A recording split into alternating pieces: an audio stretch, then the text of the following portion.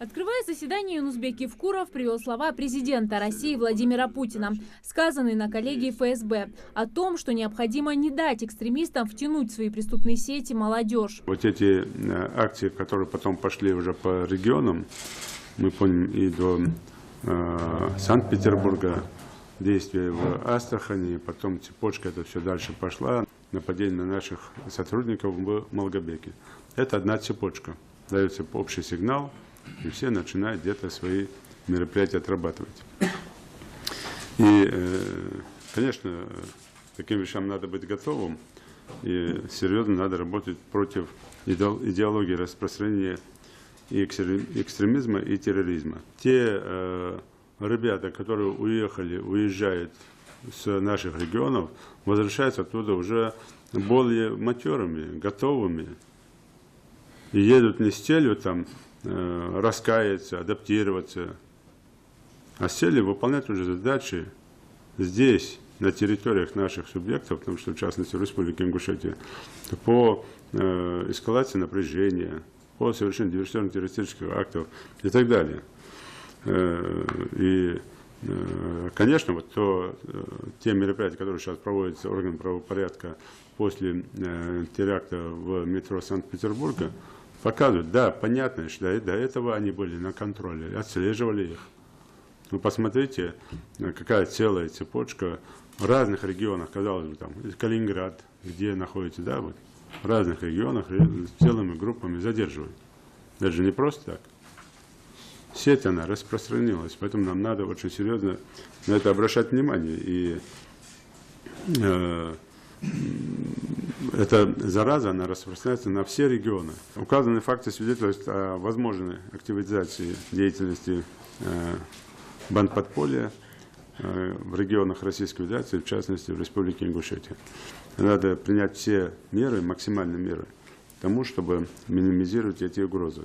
Руководитель региона уделил внимание выработке предложений по наращиванию эффективности деятельности групп пропагандистов по противодействию идеологии терроризма и экстремизма. Рассматривался также круг вопросов, связанных с состоянием работы по обеспечению безопасности в период подготовки и проведения мероприятий, приуроченных к майским праздникам. Глава республики уделил также внимание профилактической работе в муниципальных образованиях. Используя там площадку Сирии тем, что используя вот те, в том числе жертвы среди мирного населения, в том числе постановки, которые бывали, мы видели, да, там уже наши разные каналы, в том числе мировые, показывали, как где-то там в мирном арабском государстве постановки делают там, потом это забрасывают, как будто это в Сирии.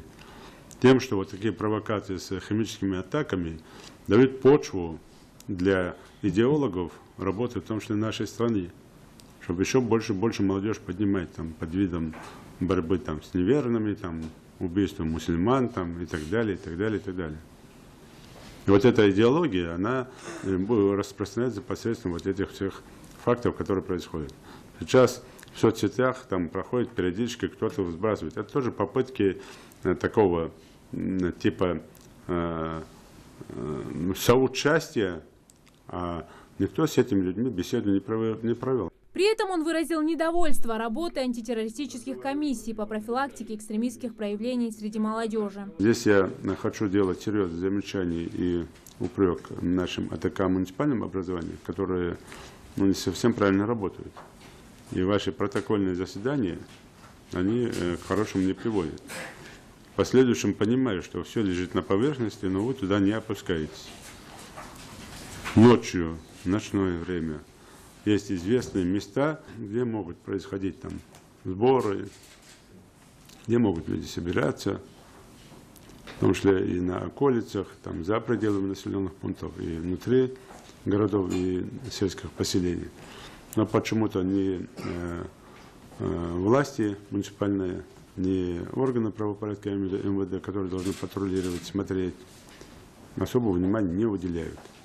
Поэтому некоторые бандиты себя чувствуют более чем свободно, не совсем добросовестно и в оперативном плане, и в плане работы АТК на них уделяется внимание. Вместе с тем Юнусбек Евкуров отметил, что молодежь доверчива и подвержена влиянию со стороны.